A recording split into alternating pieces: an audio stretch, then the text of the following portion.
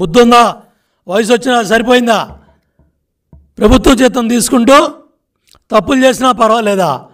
తప్పు చేయొద్దు, తప్పు జరగకూడదని చెప్పాల్సిన వాళ్ళు తప్పు చేసినా పర్వాలేదు మేము కాపాడుతామనే బాధ్యత లేకుండా మాట్లాడుతున్నారంటే ఎంత బుద్ధి లేని మాటలు మాట్లాడాడో సజ్జల అర్థమవుతూ ఉంది.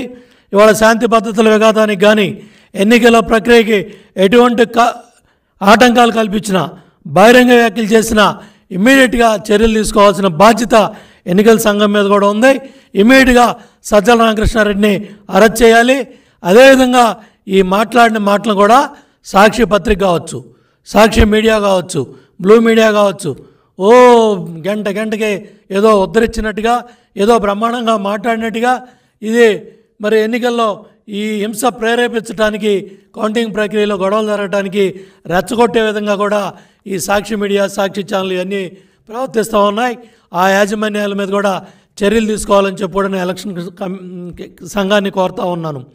ప్రజాప్రాతినిధ్య చట్టం 1951 ప్రకారం ఎన్నికల ప్రవర్తన నియమావళిని మరి ఉల్లంఘిస్తూ సజ్జల రామకృష్ణారెడ్డి బాధ్యతారాహిత్యంగా ఈ కౌంటింగ్ ప్రక్రియలో ఏజెంట్లని హింసకు ప్రేరేపించే విధంగా మరి ఈ రెచ్చగొట్టే విధంగా ఈ కార్యక్రమాలు చేశాడు.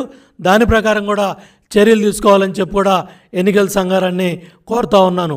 బహిరంగ వ్యాఖ్యలతో చేయడంతో పాటు తప్పు చేసిన వాళ్ళని, ఈ ఈవీఎంలు విధ్వంసం చేసిన వాళ్ళని కూడా సమర్థించుకుంటా మాట్లాడిన సజ్జల రామకృష్ణారెడ్డిని నిమిషం కూడా బయట ఉంచడానికి వీల్లేదు.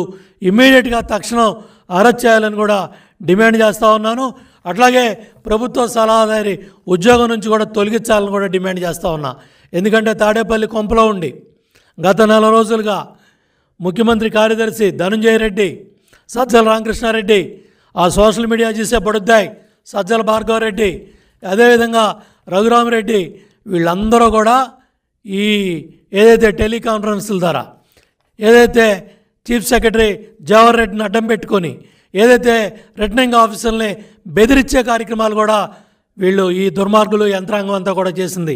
ముఖ్యమంత్రి కార్యాలయం దగ్గర నుంచి, తాడేపల్లి కొంప కార్యాలయం దగ్గర నుంచి, క్యాంపు కార్యాలయం దగ్గర నుంచి ఎవరెవరు ఫోన్లు వెళ్ళినాయి, ఎవరెవరు టెలికాన్ఫరెన్స్లు వెళ్ళినాయి.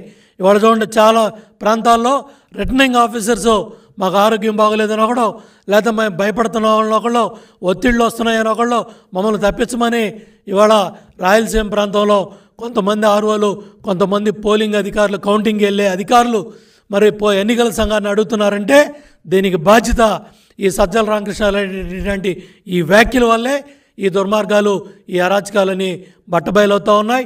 కాబట్టి ఇమ్మీడియట్గా సజ్జల మీద చర్యలు తీసుకోవాలని కూడా డిమాండ్ చేస్తూ ఉన్నా. ఎర్రగొండపాలెం అక్కడ ఆ రిటర్నింగ్ ఆఫీసర్ చెవిరెడ్డి భాస్కర్ రెడ్డి చేసిన అరాచకాలు, అక్కడ ఏదైతే ఆ ఆర్ఓ ఆఫీస్కి వచ్చి అతను మాట్లాడిన మాటలు, ఏళ్ళు చూపించి బెదిరించిన విధానం ఇది పోలింగ్ ప్రక్రియలో